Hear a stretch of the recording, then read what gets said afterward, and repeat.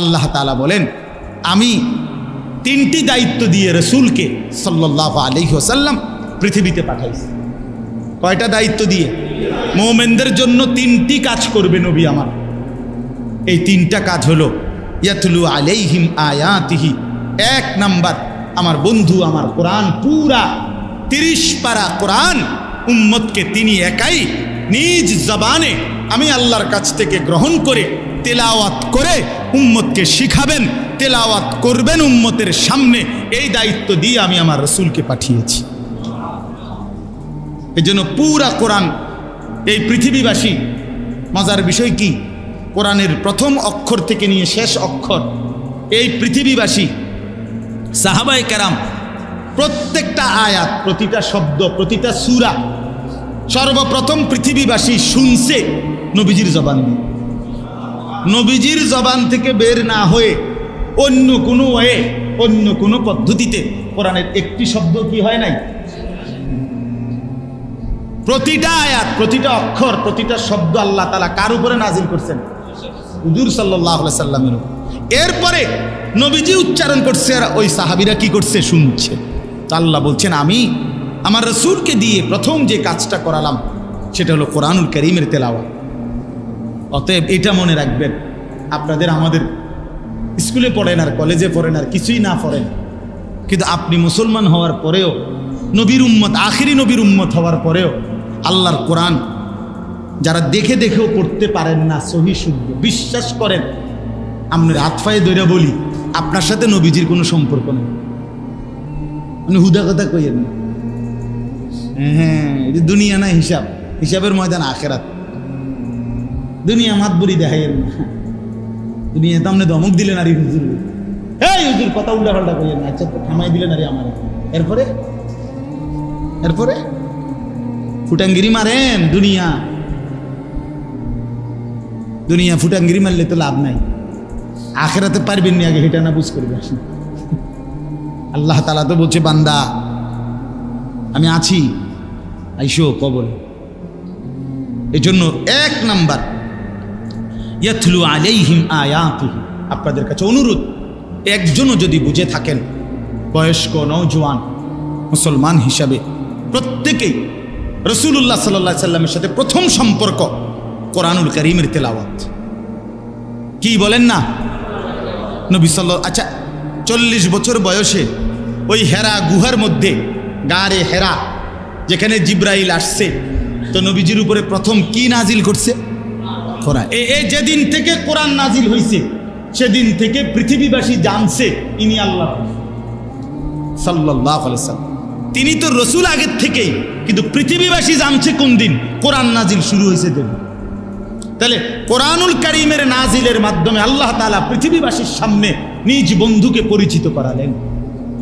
সেই কোরআনের সাথে আপনার সম্পর্ক নাই, আপনি সেই নবীর সামনে কেমনে দাঁড়াবেন?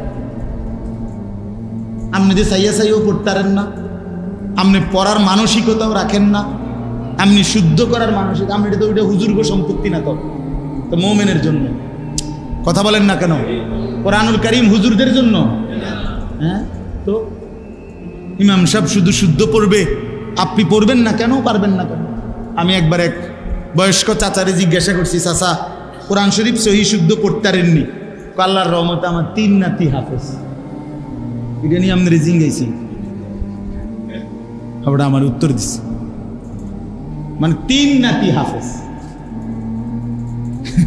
বাপটা এরকম যে, ভাই হুজুর বেহেশতে আমি যদি না যাই, বেহেশতে যাবেন না, লোক কেডা? 3 নাতি হাফেজ, আমি বেহেশতে যাইতাম না, বেহেশতে যাবেন না, লোকে তো দেখি না। মনে রাখবেন একটা জরুরি কথা, সুপারিশ মানে জান্নাত নয়। বুঝেন নাই আমার কথা? না, হাসরের ময়দানে যতজন সুপারিশ করবে, যার জন্য করবে, সুপারিশ করলেই জান্নাত নয়। সুপারিশ মানে তো আবেদন, ফায়সালা দেওয়া, সেটা শুধুই কার দায়িত্ব? আল্লাহ তাআলা যার জন্য সুপারিশ গ্রহণ করবেন সে জান্নাতি হবে। কথা বুঝছেন কিনা? এটা জরুরি বিষয়। এই জন্য কোরআনুল কারীম ইনশাআল্লাহ শুদ্ধ করেন, আপনাদের ইমাম সাহেব আছে, মুয়াজ্জিন সাহেব আছে, আশেপাশে মাদ্রাসা আছে, যে যার কাছে পারেন সুবিধা মতো সপ্তাহে একদিন হোক, 10টা মিনিট হোক, আরে আপনি সহি শুদ্ধ কোরআন শিখতে শুরু করেন। এখন থেকেই শুরু করেন, অল্প অল্পই হোক, সামান্য 10 মিনিট হোক, 3 দিনে একদিন হোক, 1 সপ্তাহে একদিন হোক, মাসে একদিন হোক। কিন্তু আপনি এই গাদ্দারিটা করেন না যে আমি শিখতাম না হুজুর, আমি এটা পাত্তাই দিলাম না, এই কামটা আল্লাহর দোহাই করেন না। যদি শিখতে থাকেন, তাহলে যদি কষ্টও হয়, কেউ যদি আল্লাহর কোরআন শিখতে থাকে, এই অবস্থায় যদি ঠেকাইয়া ঠেকাইয়া পড়ে, কষ্ট করে করে পড়ে, বিশ্বাস হাদিসে আছে, নবীজি বলছে প্রতি অক্ষরে আল্লাহ তাআলা তাকে ডাবল ডাবল নেকি দেন। ফালাহু আজরান, তার নেকি ডাবল। এক তেলাওয়াতের নেকি, আরেক কষ্ট হচ্ছে তবুও পড়ছে। আল্লাহ তৌফিক দান করেন। ওয়ায়ুযাক্কিহিম। আর 2 নাম্বার হলো আল্লাহ বলেন আমি আমার বন্ধুকে পৃথিবীতে পাঠালাম, তিনি আমার বান্দাদের অন্তর, কলিজা, ভিতরটা, অন্তর জগৎটা পবিত্র করে দিবেন, সমস্ত মন্দ স্বভাব থেকে দূর করে উত্তম স্বভাব আখলাক দ্বারা অন্তর সাজিয়ে দেবেন। এই মেহনতের জন্য, এই চেষ্টার জন্য আমি আল্লাহ তাআলা আমার রসুলকে পৃথিবীতে পাঠিয়েছি। এজন্য নবী সাল্লাল্লাহু আলাইহি ওয়াসাল্লাম যে মানুষগুলো ওনার হাতে কালেমা পড়ে মুসলমান হইছেন, ওদের ভেতর বাহির আল্লাহ নবী সাল্লাল্লাহু আলাইহি ওয়াসাল্লাম বরাবর করে দিছেন কিনা বলেন? সাহাবায়ে কেরামের বাহ্যিক যেমন পবিত্র ছিল, সাহাবায়ে কেরামের দিলও কি ছিল? পবিত্র ছিল, পবিত্র। মৌলানা সাহেব আপনাদের কাছে এটা বলছে, কাদ আফলাহা মান তাযাক্কা, কাদ আফলাহা মান যাক্কাহা। কোরআনে আল্লাহ তাআলা সবচেয়ে বেশি, কোরআন শরীফে কসম আছে অনেক, কসম মানে আল্লাহ তাআলা কসম করে করে কথা বলছেন, বুঝছেন? তন্মধ্যে কোরআন শরীফে সবচেয়ে বেশি কসম করে আল্লাহ যেই কথাটা বলছে সেইটাই হলো এইটা, কাদ আফলাহা মান যাক্কাহা। আল্লাহ তাআলা প্রায় 14টা কসম করে, কয়টা? 14টি কসম করে আল্লাহ বলছে, আমি 14টা কসম করে বললাম বান্দা যে তার অন্তরকে পবিত্র করেছে সেই একমাত্র সফল, কামিয়াব, কৃতকার্য, জান্নাতি হয়েছে। এই ইসলাহি মজলিসের ফিকির এটা। এই যে আপনারা এখন বসছেন, কষ্ট হয়েছে আমরা বুঝি, কিন্তু ছোট মজলিসে ফায়দা বেশি, হাঙ্গামা কম, বুট বাদাম বন বিড়ি চা চিৎকার, দররে মাররে ওররে হররে, চটফুড়ি, বেলুন, ফোটকা, বেড়া বেড়ি, ফোলা মাইয়া জোয়ান বুড়ার একটা সাফাসাফি, দৌড়াদৌড়ি, হাঁটাহাঁটি, কে হনে কার কথা, আয়োজক যারা তারার গাম বাইয়া বাইয়া পড়ে, এক হুজুর আইয়ে আরেক হুজুর বিদায় দেয়, তারে ভাত খাবারে, তারে জামাই আইসে রে। ফায়দা আছে, আমরাও বড় মাহফিলে আমরাও ওয়াজ করি, কিন্তু এই ছোট্ট মজলিস, নিরিবিলি মজলিস, এখানে দিলের মধ্যে কথা ঢোকে। কথাটা আপনি বুঝছেন না? এই এতক্ষণ শুনছেন, মনোযোগ দিয়েই শুনছেন, ঠিক কিনা বলেন না? আমরা তো বুঝি, চেহারা দেখলেই তো বুঝি যে কথাটা গ্রহণ করছে কিনা। এজন্য আমার অনুরোধ রইল, আলহামদুলিল্লাহ আমি আন্তরিকভাবে আপনাদের কাছে অনুরোধ করছি, ছেলেদের আয়োজন মহব্বত করে নওজোয়ানরা সাজিয়েছে, বয়স্ক এবং এলাকার যারাই আছেন আপনারা এখানে, আপনি 100টা টাকা দিয়ে হলেও, 50টা টাকা দিয়ে হলেও, অথবা মহব্বত দিয়া, ভালোবাসা দিয়ে, আন্তরিকতা দিয়ে আপনারা আপনাদের এই ইসলাহি মজলিস আপনাদের মসজিদে প্রয়োজনে প্রতি মাসে করেন, না পারলে 2 মাস পরে করেন, না পারলে 3 মাস পরে হলো একবার করেন, দেখবেন ইনশাআল্লাহ দিলের মধ্যে কিছুটা হলো চার্জ হবে। একদিনে আমি আজকে কইছি, কালকে সকাল থেকে আপনারা সবাই জুনায়েদ বাগদাদি, জি না, এত রং না, এটা আমিও বলি না। জুনায়েদ বাগদাদি নিজেও কোনো একদিনে হয়েছে না, তো আপনি কেমন বলেন? বাইজিদ বোস্তামি কি একদিনেই বাইজিদ বোস্তামি হয়ে গেছে, তো আপনি কেমন বলতে হবে, আরো শুনতে হবে আরো, ঠিক কিনা বলেন না কেন? আল্লাহ তাআলা যখন চাইবেন আল্লাহ তখন বদলাবেন।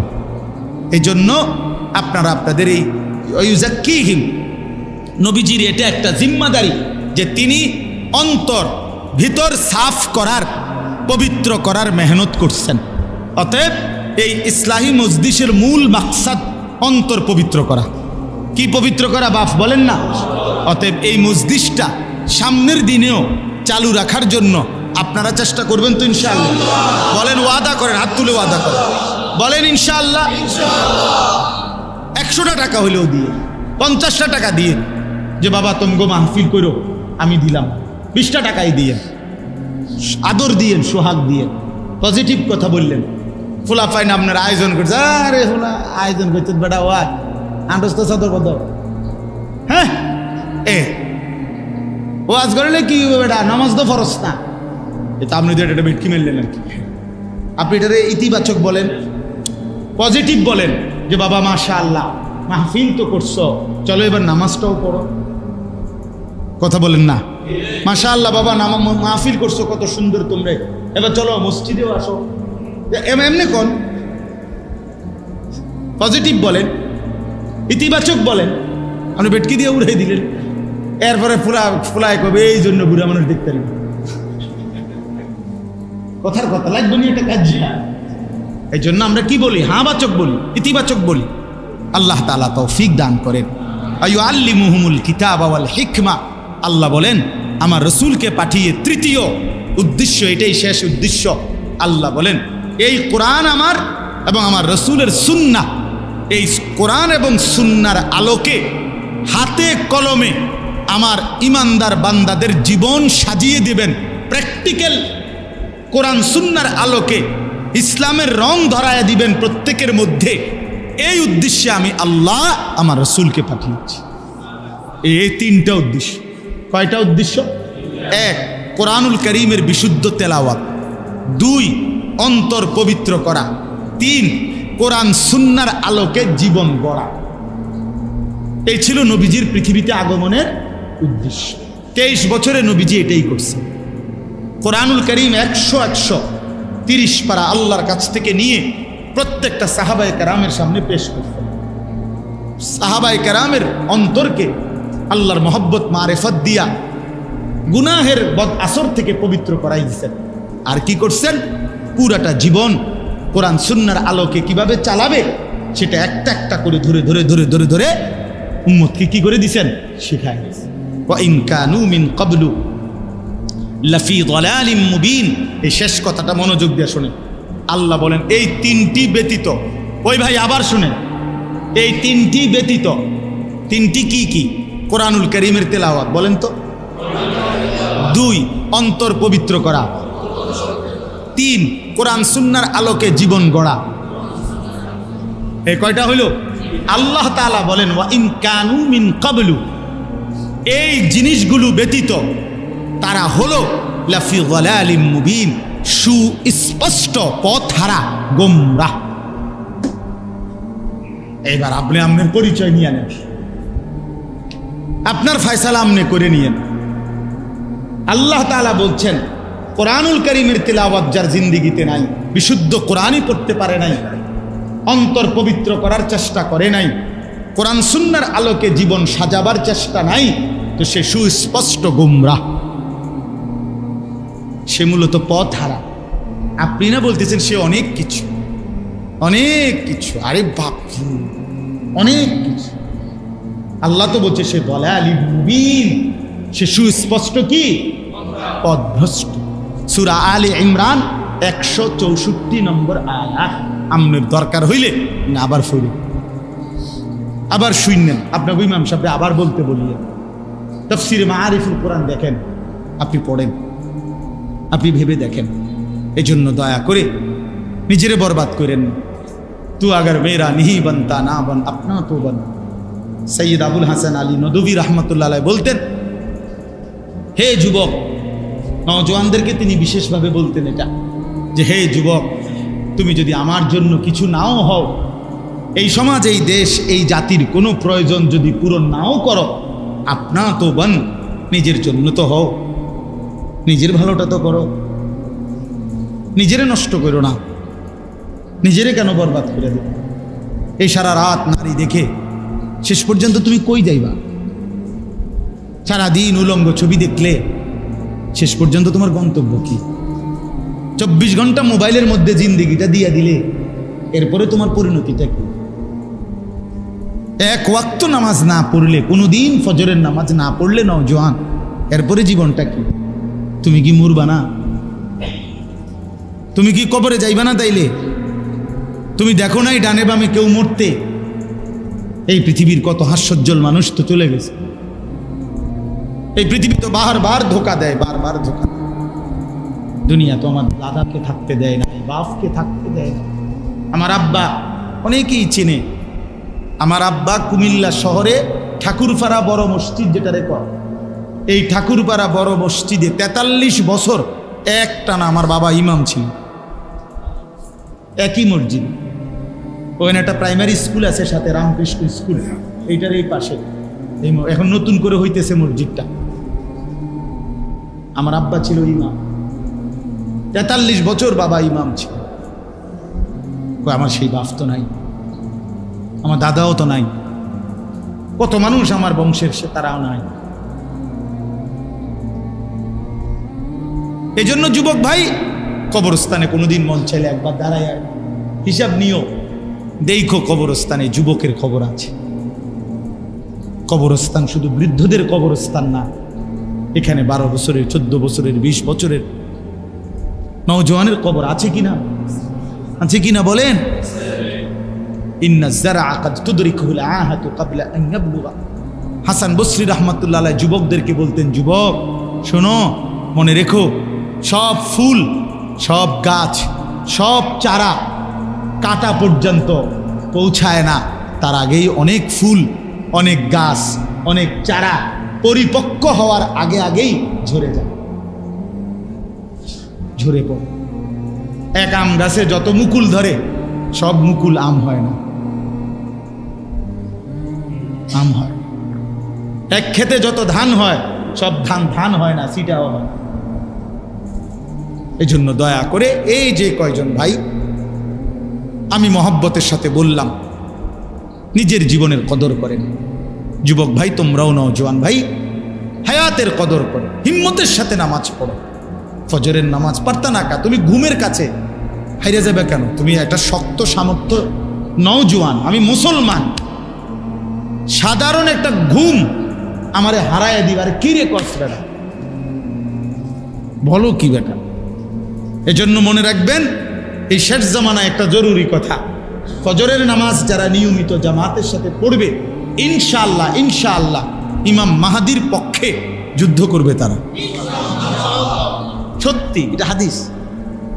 ফজরের নামাজের পরে ইমাম মাহাদি আর ঈসা আলাইহিস সালাম ফজরের মুসল্লিদেরকে নিয়ে দাজ্জালের বিরুদ্ধে শেষ যুদ্ধ করার জন্য যাবে। এজন্য ফজরের মুসল্লি যারা মাহাদির সৈন্য, ফজরের মুসল্লি যারা দাজ্জালের বিরুদ্ধে লড়বে। আর এই 7:30 8টা বাজে যে প্লাস্টিক ওড়ে, এতে হুদা বেরসে করে, হ্যাঁ তাই নিয়ে হুদা বেরস করে, বেরস রস কষ নাই যেটা, এই বেরস বেরসই থাকে। আর মানুষ হয় বেনামাজি, হ্যাঁ বসে বসে পেপার পড়ে, 7টা বাজে উঠে বেড টি খায়, মানে আধোয়া মুখে 1 কাপ চা আর কিছুক্ষণ পত্রিকা। বাবা বাহ, ভদ্রলোক, এটা ভদ্র। মুখটা 2বার মতো ভদ্রতা শিখাইল না তোমারে? আমি এটা শুনছি, আমি তো আর নিজে আমল করি না, জানি না। একজনে আমার এটা বুঝাইছে আর কি, যে এটা নাকি সিস্টেম বলে, সর্বোচ্চ ভদ্রতার একটা স্টাইল, যে আধোয়া মুখে ঘুম থেকে উঠে প্রথম 1 কাপ চা খাওয়া, এরপরে কিছুক্ষণ পত্রিকা পড়া, এটা নাকি সুপার ভদ্রতা। হ্যাঁ বেডটি, তা আমি তোর এই ভদ্রতার উপরে থুতু মারি বেটা, থু বেটা, তোর এই আদোয়া মুখের উপরে থু মারলাম বেটা। এটা বুঝে এটা ভদ্রতা হইল? আমরা তো 3 বছরের বাচ্চারেও মানুষ বলে বাচ্চাকে, আব্বু আগে কি করো, মুখ ধো। এত বড় বেটা কয়, এটা বলে ভদ্রতা। আল্লাহ আমাদেরকে মাফ করে দেন। আমরা ইনশাআল্লাহ নামাজ পড়বো ইনশাআল্লাহ। ভাই যুবক ভাই বলো না ভাই ইনশাআল্লাহ।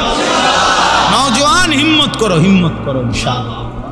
ইনশাআল্লাহ যুবক তোমরা জাগলে, নওজোয়ান জাগলে, বিশ্বাস করেন কোরআনে আছে, আল্লাহ বলছে যুবকরা যদি জেগে ওঠে, যুবক যদি ইমানদার হয়, আল্লাহ বলেন আমি গোটা জাতি বদলে দেব। হ্যাঁ নওজোয়ান জাগে। নওজোয়ান চাইছিল শুধু নিজেদের কোটা, আল্লাহ তাআলা বলছে আচ্ছা আজ্ঞা, পুরা জাতি বদলে দেবো তোদেরকে দিয়ে, পুরা জাতি বদলায় দিচ্ছে। ওরা তো পুরাটা চায় নাই, ওরা চাইছিল অল্প পুরাটা। হ্যাঁ, এই জন্য আল্লাহ তাআলা দেখাইছে নওজোয়ান হিম্মত করিলে নওজোয়ান আল্লাহ তাআলা বরকত দেয়। এই জন্য ইনশাআল্লাহ যুবকদের এই আয়োজন আমি সর্বোচ্চ গুরুত্ব দিলাম, এবং আমার বন্ধু মাওলানা জুবায়ের ভাই উনি বলার সাথে সাথে আমি রাজি হয়েছি। আমার আরেকটা মাহফিল ছিল এই রেটে, ওই সময় কেন জানি বাদ গেছে, মাগরিব বাদ বয়ান করে আমি এখানে সাথে সাথে আসছি। তা আল্লাহ তাআলা আজকের এই মজমাকে কবুল করেন। আপনাদের এই কষ্টের আয় অনেক সময় আপনারা বসলেন, বয়স্ক চাচারাও বসলেন, আল্লাহ তাআলা আপনাদের সময়কে উত্তমভাবে কবুল করে নেন। আলহামদুলিল্লাহ রাব্বিল আলামিন। আল্লাহুম্মা আনতাস সালাম ওয়া মিনকাস সালাম, তাবারাকতা ইয়া যাল জালালি ওয়াল ইকরাম, ইয়া রাব্বি লাকাল হামদু কামা ইয়ানবাগি লিজালালি ওয়াজহিক ওয়া আযীমি সুলতানিক, ওয়া সাল্লি আলা মুহাম্মাদিন কামা হুয়া আহলুক, ওয়া ফাআল বিনা খায়রান কামা আনতা শানু, ইয়া আরহামার রাহিমিন, ইয়া আরহামার রাহিমিন, ইয়া আরহামার রাহিমিন। ربنا ظلمنا أنفسنا وإن لم تغفر لنا وترحمنا لنكونن من الخاسرين. ربنا آتنا في الدنيا حسنة وفي الآخرة حسنة وقنا عذاب النار.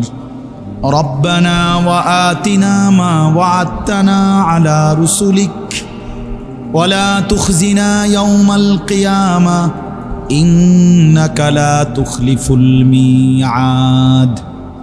ربنا اصرف عنا عذاب جهنم إن عذابها كان غراما إنها ساءت مستقرا ومقاما.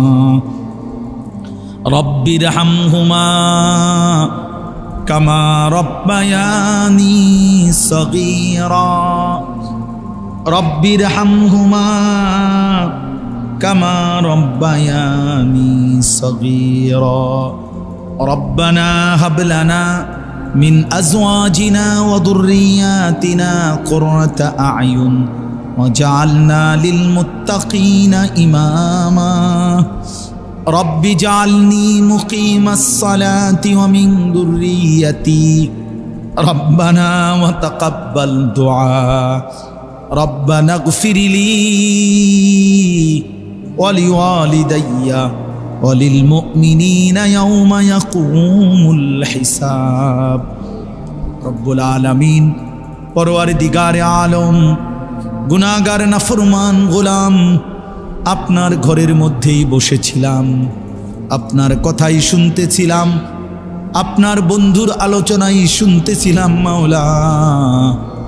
আখিরাতের কথা মনে পড়লো মাওলা, কবরের কথাই মনে পড়লো মাওলা, হাসরের কথাই মনে পড়লো মাওলা।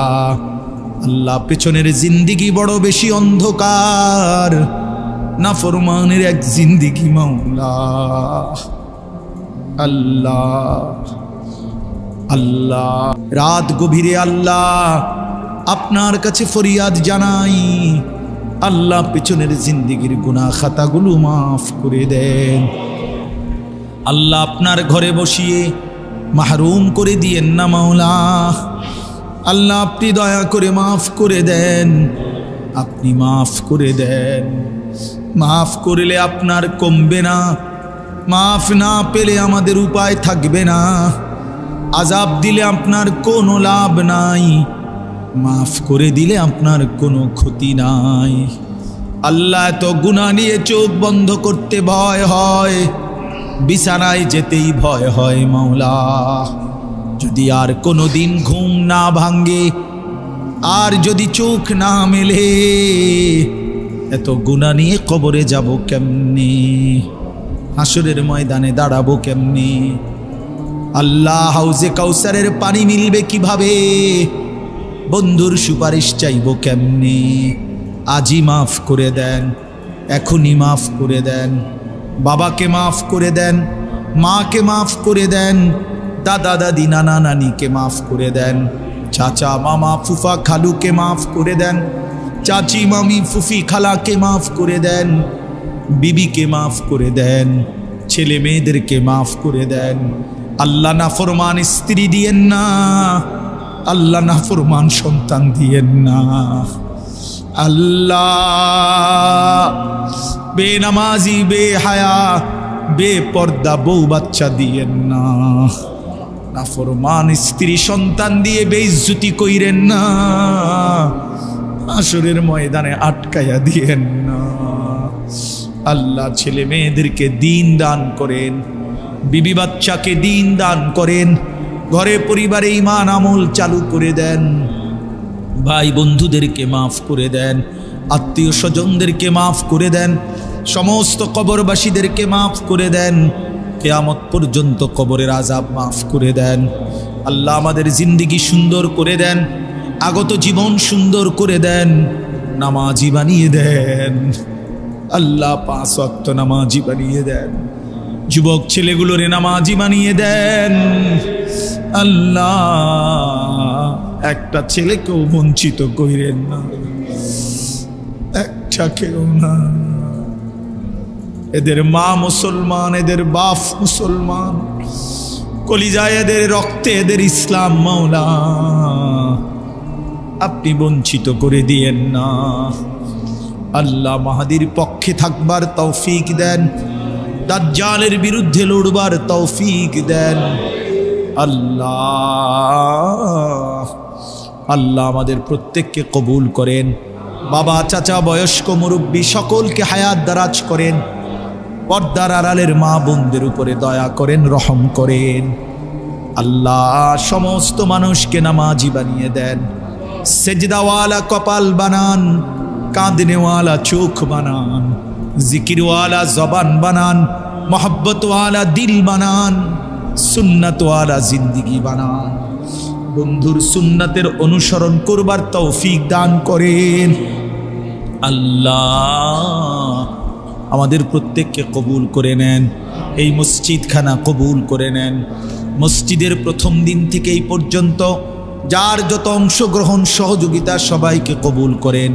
ইমাম সাহেব, খতিব সাহেব, মুয়াজ্জিন সাহেব, কমিটি, মুসল্লি, এলাকাবাসী সকলকে ঈমান আমল দান করেন, উত্তম বিনিময় দান করেন।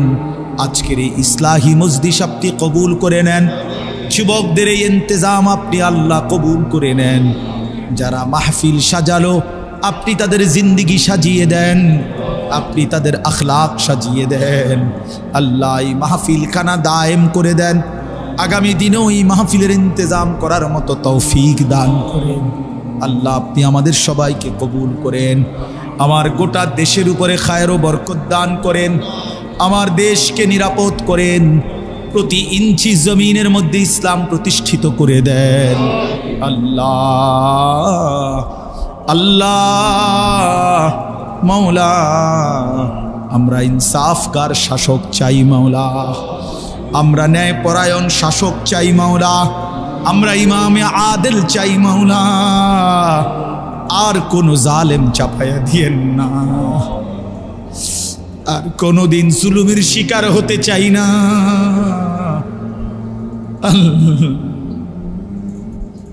আল্লাহ আপনি দয়া করে, আপনি দয়া করে আল্লাহ সারা পৃথিবীর মজলুম মুসলমানকে রেহাই দিয়ে দেন। আল্লাহ ফিলিস্তিনের গাজার মুসলমানকে বাঁচান, লেবাননের মুসলমানকে বাঁচান মাওলা। রক্তে জমিন ভেসে গেছে মাওলা। আল্লাহ আর কত মায়ের রক্ত ঝরবে মাওলা, আর কত বাচ্চা এতিম হবে মাওলা। আল্লাহ আপনি মুমিনের বিজয় দান করেন, মুজাহিদিনদের বিজয় দেন, মুসলমানদের বিজয় দান করেন, মজলুমকে রেহাই দিয়ে দেন। আল্লাহ ইসরায়েলের ওই বেঈমানদেরকে ধ্বংস করে দেন। আল্লাহ আপনি ধ্বংস করে দেন। আল্লাহ ইসরায়েলের এই নেতানিয়াহুকে আল্লাহ ধ্বংস করে দেন। আল্লাহ এই জালেমের হাত থেকে মুসলমানকে বাঁচান মাওলা। এই জালেম ফেরাউনের চাইতে নিকৃষ্ট জালেম মাওলা, এই জালেম নমরুদের চাইতে জঘন্য জালেম মাওলা, এই জালেম মুসলমানের রক্তে জমিন ভাসায় ফেলছে। ওর হাত থেকে মুসলমান বাঁচান মাওলা, ওর হাত থেকে বাঁচান মাওলা। আল্লাহ